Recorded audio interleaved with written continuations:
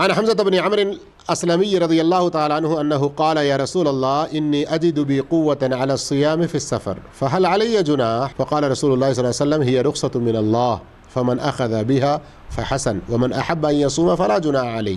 مسلم شریف کی حدیث حمزہ بن عمر اسلمی رضی اللہ عنہ روایت کرتے ہیں کہ انہوں نے رسول اللہ صلی اللہ علیہ وسلم سے سوال کیا کہ میں سفر میں روزہ رکھنے کی طاقت رکھتا ہوں تو کیا میں اگر روزہ رکھ لوں تو مجھ پر کوئی حرج ہے، کوئی گناہ ہے؟ آپ صلی اللہ علیہ وسلم نے فرمایا یہ اللہ کی طرف سے رخصت ہے، جو اس کو لے لے تو بہتر ہے، اور جو کوئی روزہ رکھنا پسند کرے تو اس پر کوئی حرج نہیں ہے۔